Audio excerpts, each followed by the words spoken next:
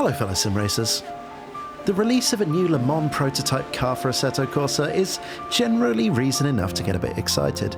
But the IER Simulations P13c isn't a run-of-the-mill Assetto Corsa mod. No, this is something quite different. The car utilises significantly revised physics in several key areas to address some of the shortcomings of the vanilla Assetto Corsa engine. We're talking aerodynamics, brakes, tyres and the electronic systems amongst many other things. And the result is, well, pretty special in my opinion.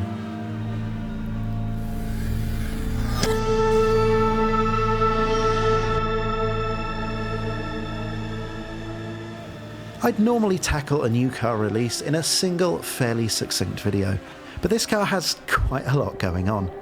So today's video is a preview of the car and an overview of some of the more interesting and impactful features.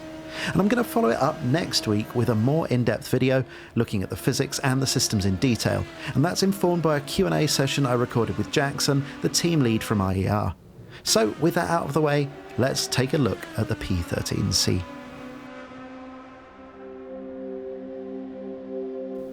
This car represents the pinnacle of privateer Le Mans prototypes during that period where the major manufacturers were all moving over to hybrid power units and closed cockpits. I'm going to make a point of talking about just how great this thing looks to start with because, well, honestly, we're going to start getting into the technical stuff pretty quickly.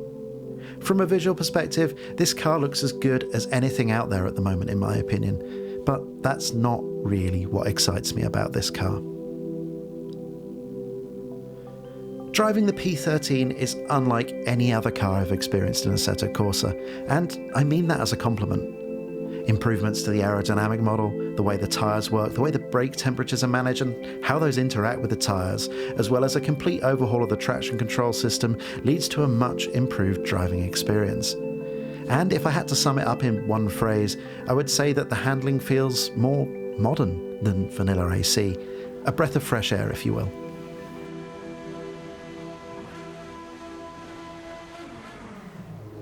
So, how is all of this possible? The P13c utilises functionality in IER's inappropriately named shaders patch to build on the physics of the core game. Going off script here for a second, I should clarify what I mean by that. The shaders patch encompasses so much functionality now, from windscreen wipers to odometers, physics improvements and weather simulation, that the name shaders patch is very much underselling it. So here's a quick top-level rundown of some of the more interesting physics changes that are implemented on the P13c. Starting out with the aerodynamics, IER have implemented a full aero map system to operate alongside the Kunos wing system. From a driving perspective, this makes the car much more sensitive to pitch and especially roll variations, and ultimately needs a much stiffer setup, just like a real high downforce car. Additionally, some work has been done to simulate airflow attachment in certain situations and to model the time it takes for aero forces to build up on the car. In essence, the aero model is just more nuanced than the vanilla sim. Moving on to the brakes, and specifically it's the temperature model that's received attention on the P13c. In essence, there's been a push to model the thermal inertia within the system. What this means for drivers is that managing brake temperatures is much more important. Getting temperatures into the brakes takes time, and keeping them in the right window requires good setup choices. And to aid in that goal, you can adjust the brake duct blanking on the P13c to help keep the core temperatures of the discs in the right window. This may come as a bit of a shock to some Assetto Corsa diehards who have previously not really had to think about brake temperatures, well, at all. The traction control and fuel map systems have also seen some revisions, with the former improving on the vanilla AC system, which is widely regarded as pretty basic and, well, invasive. The P13c has two traction control settings. The first looks at the speed, throttle position and slip, much like the system in Assetto Corsa, but with a bit more baked-in intelligence. While the second setting takes the yaw angle into account, and it can be used to help tune the corner exit behaviour. What this means for drivers is that, in the case of the P13c at least, the traction control is actually a worthwhile setup choice, and utilising it to tune the car's behaviour doesn't hemorrhage lap time. There are numerous other physics additions, both major and minor, but I'm going to hold back on detailing them until the follow-up video next week. But I hope this gives you a flavour of the kind of depth and detail in this car, and why I'm quite so excited about it.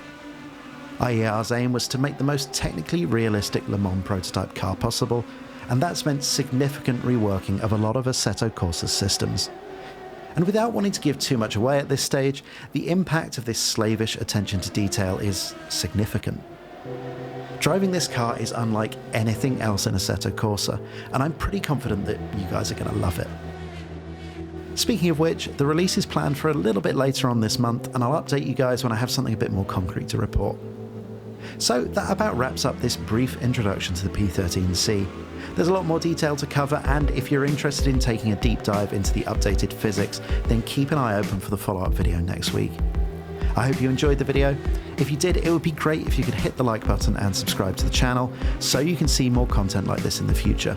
So all that's left to say is goodbye, thank you for watching, and enjoy the rest of your day.